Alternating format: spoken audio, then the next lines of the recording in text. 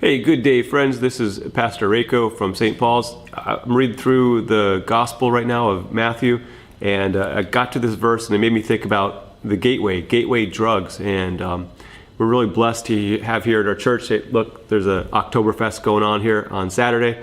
There's tons of baskets back there to be raffled off. It's going to be lots of good food, and it's a great place to be. And we're blessed to have a recovery group that meets at our church, and obviously one of the things that they talk about is drugs and gateway drugs, and the little things that lead to the bigger things.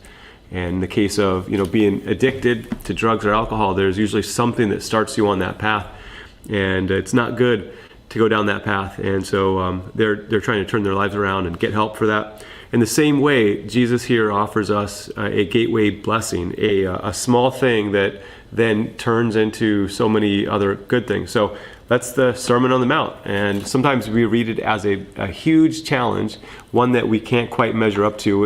At the end of it, Jesus says, therefore be perfect as your Father in heaven who is perfect. But, so some of this is to show us our limits and to show us what Jesus himself can do, and others is to form us into the kind of people that are, Christians, those who follow Christ. But it starts with the gateway blessing. So let's take a look. This is Matthew chapter 5. It starts like this. Seeing the crowds, he went up on the mountain, and when he sat down, his disciples came to him. And he opened his mouth and taught them, saying, Blessed are the poor in spirit, for theirs is the kingdom of heaven. In English, this could also come across happy. Happy are the poor in spirit, for theirs is the kingdom of heaven. And that just doesn't really make sense. Happy are the poor in blessing, the gateway to happiness, to know that that we are poor in spirit, that we are unable of ourselves to have everything we need for this life, to know that we actually are dependent on God and on his Christ. So that's the gateway to all the blessings, all the happiness in life. At least that's my experience, and that's what Jesus here tells us.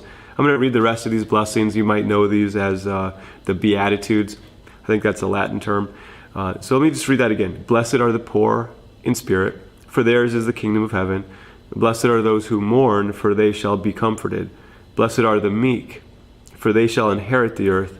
Blessed are those who hunger and thirst for righteousness, for they shall be satisfied. Blessed are the merciful, for they shall receive mercy. Blessed are the pure in heart, for they shall see God. Blessed are the peacemakers, for they shall be called sons of God. Blessed are those who are persecuted for righteousness' sake, for theirs is the kingdom of heaven.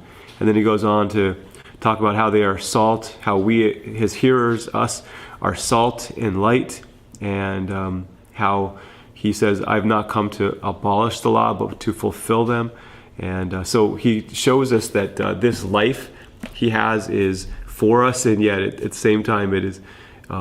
It seems almost impossible. These things on ourselves. How can we ourselves, mourn rightly? How can we be meek and humble and not rage against our own inner man who wants to be mad at the world and mad at God? How can we hunger and thirst for righteousness?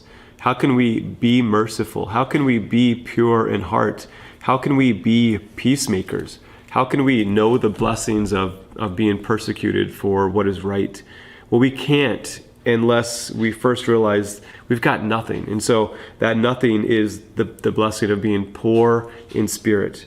And actually we have everything, because when we are poor in spirit, we have Christ who came for us. All right, well, lots to think about. Hope you all have a great day, and I'm going to sign off and talk to y'all later. Bye.